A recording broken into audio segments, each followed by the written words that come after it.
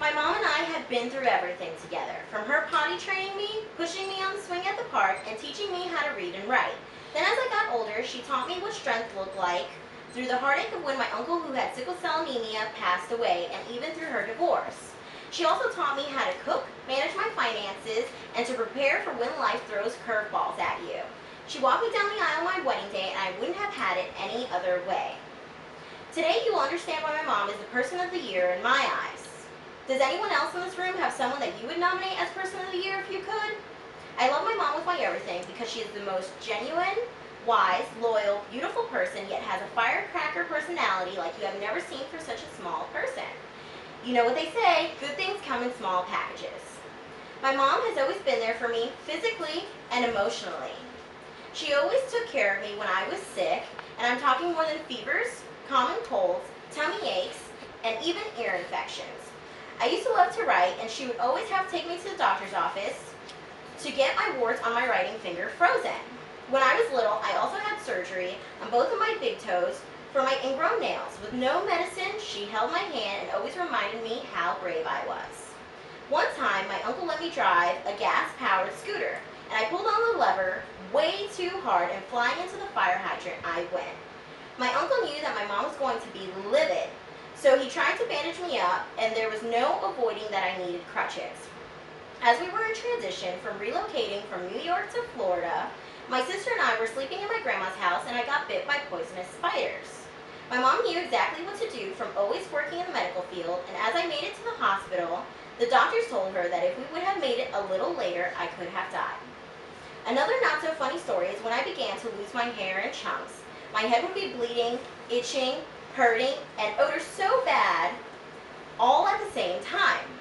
I was diagnosed with a low immune system, impetigo, and allergies. So from there on, my mom once again had to take me a couple of times to get shots.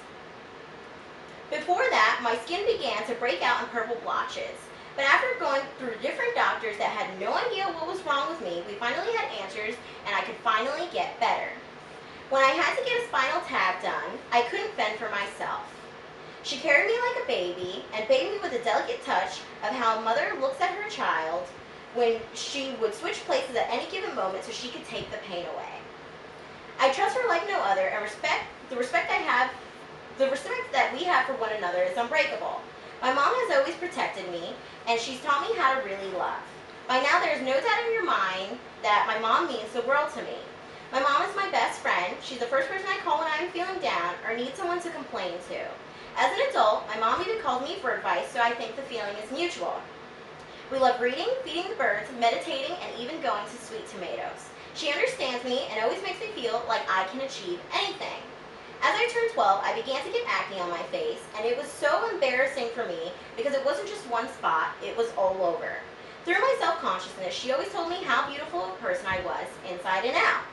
When I was younger, I used to get picked on for being overweight. My mom would tell me to tell the other kids, sticks and stones may break my bones, but words can never hurt me.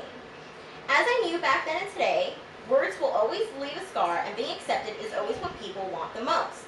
Yet, my mom always taught me to take the high road, to never let anyone get the best of me, and to never let anyone anger me enough to get in trouble. Though there can be times when my mom may not come out and say, "I told you so," their guiding you is only for your best interest. Even though my mom and I never really argue, there may be times that you think to yourself, "Mom, not again." Yet, I knew there would come a day when I would miss her yelling at me to clean my room, not to be late to school, or yelling at my sister and I to stop playing and go to bed. I never thought I would miss her waking me up on weekend mornings just because she felt that it was too lazy to sleep in all day, even if we had nothing to do. For all my life, my mom was the one stable person in my life until I met my husband. I am so blessed to not only have one person, but two people I can always count on now.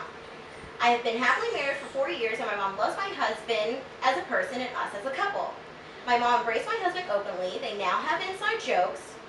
She even looks to him for advice. The only thing that she isn't good at is technology.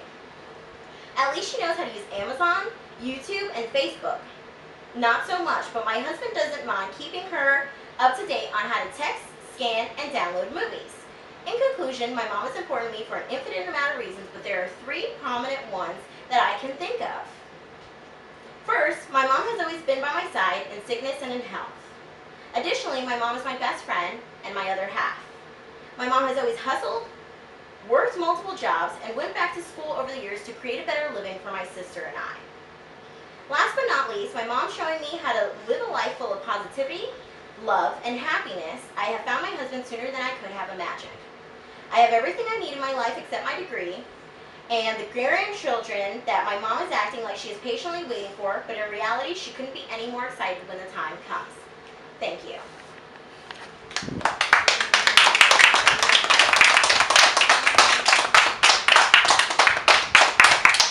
Good job.